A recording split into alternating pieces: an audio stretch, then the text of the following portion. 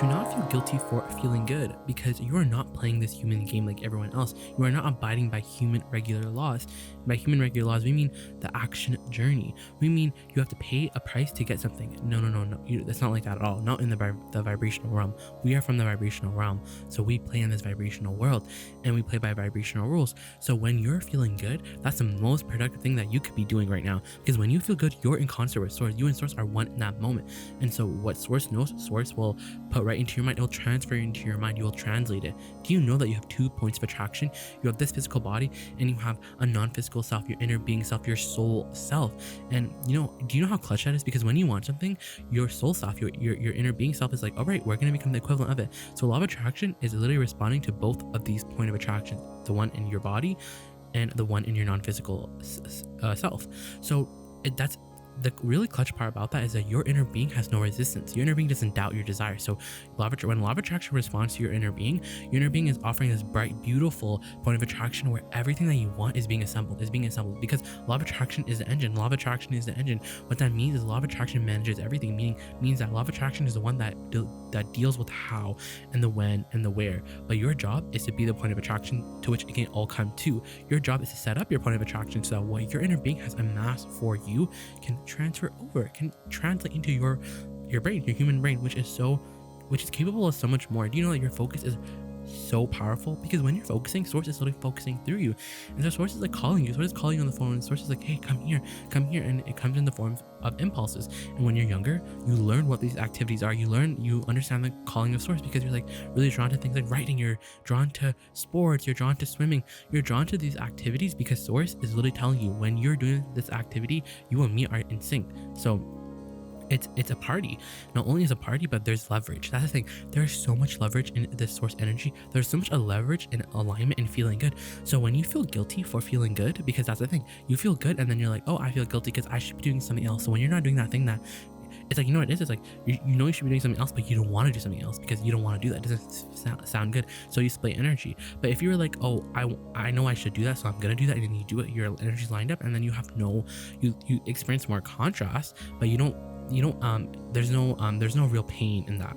And so we're saying there's so much leverage in alignment. It's like, here's the thing, is like 1 second of this alignment, 1 second of being in this replenishment mode is more powerful than 1,000 hours, 10,000 hours of action, of labor. It truly is. It's actually that serious. It's that serious because this energy created worlds and you have access to it. So what's your key to this vibrational world? What is your key to this replenishment mode? Your key literally is do the things that you like to do. Think about the things that you like to do and do the things that you like to do. Because when you do them, guess what? You are in the vortex. Because one thing about me is I like walking to the library. I like getting my coffee. I like looking for books. I like journaling. Because when I'm journaling, when I'm journaling, I'm in the replenishment mode. But not the mistake, because here's the thing. I had this thought today. I was like, damn, non-physical energy is real, because I received that thought. I'd never thought that thought before. The thought was, you're doing everything right. You are doing everything right, because that's true. You're doing everything right. You are doing everything right because you're not doing anything wrong. You're not doing anything wrong, because when you think that you're doing something wrong, when you look at your life in any moment and you evaluate it from a standpoint of like, oh, what are they doing? What am I not? Basically, when you're taking track of your manifestations and you realize that you're kind of out of balance, you don't have the things that you really want.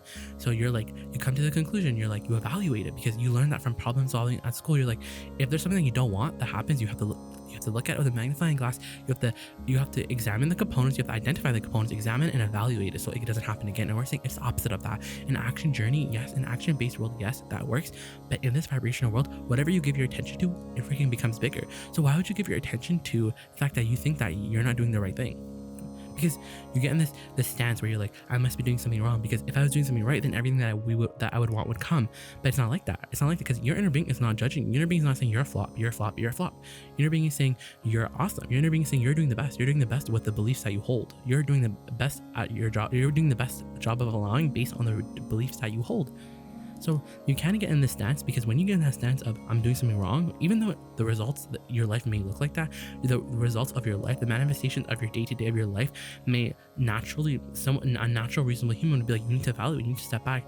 We would say don't do that, because when you take that stance, you're not in the receiving mode. And do you know what happens? It keeps coming up. You wake up again, because you can think of that one day and it can bother you for the next 10 years, and it's not bothering you because someone else is putting into your experience. It's because you keep reactivating it. And so you could be journaling, and you can know that journaling is literally, when you're journaling, when you have the pen to paper, you're in connection. You are in the replenishment mode. The thing is, you don't use the value. You don't use the replenishment mode. You don't use it, because sources like if we were you, we would use the replenishment mode. We would go there, we would get replenished, and we would get the gears going fast. We would get the wheel spinning really fast. We would kick up the gas, seriously, because that's what you're waiting for, don't you? And it's so funny because everything that you want is to feel this receiving mode, this replenishment mode. You just want to sit in the library and you just want to journal, and you just want to journal without any pain. You want to journal and just not feel guilty for not doing anything else, because when you're journaling, you're like, damn, I should be doing something else. I should be, being more productive. And so when you bring that guilt into this pure place of the replenishment mode that journaling always is, guess what happens? You lose the power of journaling. You lose the power of the replenishment mode. And so that's what keeps happening. That's what keeps happening. You're feeling guilty. You're like, I should be doing more. I should be doing more. This should yield me more results. And we're like, but that's the thing.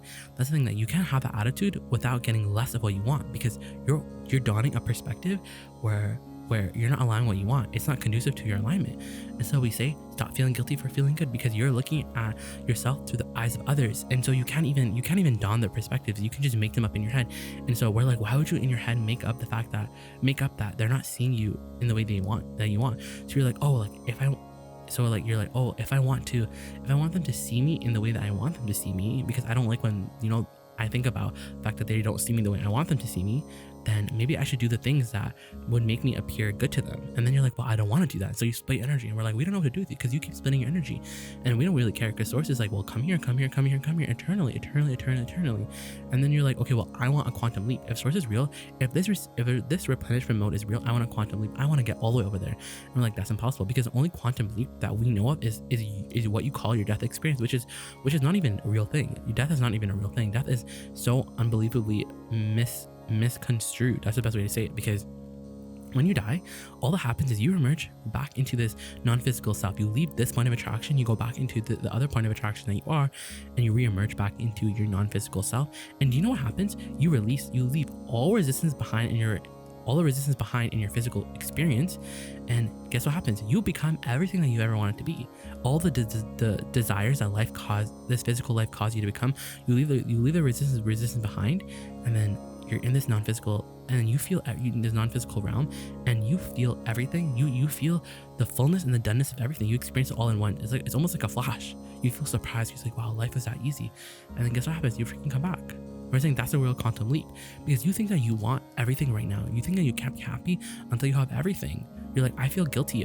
I can't feel guilty when I journal unless everything I want is here, because then I won't feel guilty. And we're like, but see, there you go, splitting your energy again. And we're like, when you ask yourself why you want a desire, seriously, when you get a pen and paper and you really ask yourself, why do I want it? You get to the emotional place, and you get to a pure place where there's no resistance. And it's really out of that pure place that everything, the empires and the money comes from, the real stuff. When you say the real stuff, because that's the stuff that came from your vortex, not from your human mind. And when we say human mind, we're not even trying to be rude or disrespectful. We're just saying that there's just so much alignment in alignment. There's so much leverage in alignment. There's so much leverage in feeling good. So you need to stop feeling guilty for it. When someone's like, hey, I haven't seen you do anything today, you just tell them. You gotta clock them. You gotta say, I'm doing the most productive thing that I can think of doing, which is I'm literally connecting to source energy. Me and source are one. I'm taking a walk outside, and all throughout the walk, I'm thinking about how me and source are one, and I see this world through source. And when I'm washing dishes, I think about how me and source are one in that moment. And do you know what happens? Do you know what happens when you get into that replenishment mode? And you find the vibrational essence of what you want, you're going to start seeing results. You are. And then once you start seeing a little bit of results, you start to really trust the process. You start to really trust who you are. You start to feel worthy. And then the ball gets rolling, and then momentum ensues, and then the results get bigger and bigger and bigger and bigger and bigger and bigger and bigger. But what if you're in a place where you have no results? You have no results to bank on. You have no proof yet. You have no evidence. And we say that's the best place to be in, because what a better way to learn what type of creator you are, and that the laws of the universe are truly real, from a place of having nothing. Because while you may not physically have nothing, you have vibrationally everything that you want. And so that's what we're always talking about, things in that way where everything is vibrational, so you can feel better now in this moment, because we know the value of feeling good. We know the value of feeling good now, because it's leverage. It's a leverage that that the rare ones of you are really enacting. It's a leverage. You know what leverage means? It's like the difference between, there's a hole that you want to dig, and the difference between the leverage of your human mind and the leverage of your inner being mind is like digging this hole with a crane versus a spoon. The spoon is your human mind, and the crane is non-physical energy. Use that leverage. And how do you do that? You you understand that naturally you're already there.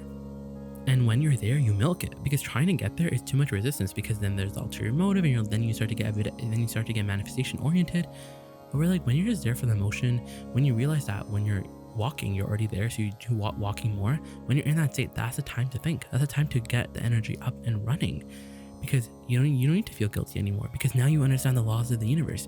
You understand that when you just want to be connected to source, because the vibrational essence of all your desires is this replenishment mode. You just want to walk outside and enjoy your life and not feel the bite of not having money, because you think that, oh no, when I have money, then I can walk outside and feel peaceful. And we're like, it's the opposite. You have it backwards. It's a happy life. The happy life, you have to experience the happy life first. You have to experience the peace in your walk first, and then the money comes. And when the money comes, it's evidence. It's evidence. We want you to be like a writer. We want you to be like a writer who's created this fantasy world, and they just go there all the time because they love this fantasy world, and they live it through the strokes, the keyboard strokes. They live it through every story that takes place here. They live there and they love it. And people think they're crazy, but no one really understands that they're rich. They're rich, and they're not only rich, but they're having the time of their life. Because they're so used to projecting their desires onto them. They're like, don't you want this? Don't you want to go outside? And the writer's like, no, I just want to be in this fantasy world that I created, because this fantasy world is where their source resides.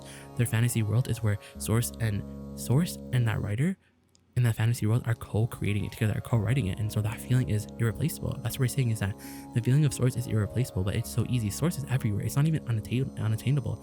It's literally everywhere. Your whole life is about source. Every second is about source. In fact, when you feel negative emotion, that's when you feel source the most.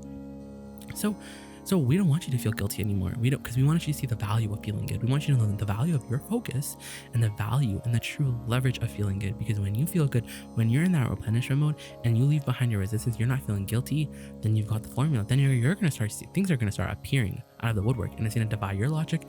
It's going to defy everyone's logic. And how amazing is that?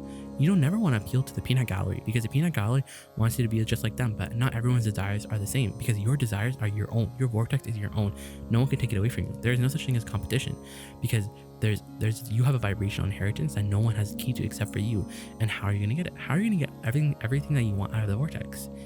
You go into the replenishment mode, and the longer you stay there, the more your vibration gets trained upwards. And it's like a 2-for-1, because you're feeling good, you're having fun journaling, and meanwhile your vibration is literally getting trained upwards. And then you're able to translate more. Your ability to translate what's in this high flying frequency, it gets greater. It gets more improved, because law of attraction is not saying we're not giving it to you. Law of attraction is saying we're giving to you, but you can't see it. So we're saying we're literally teaching you how to see it. We're teaching you how to see these things that are quote unquote unseen. But in order to see the things that are unseen, you have to first believe that they're there. Ooh.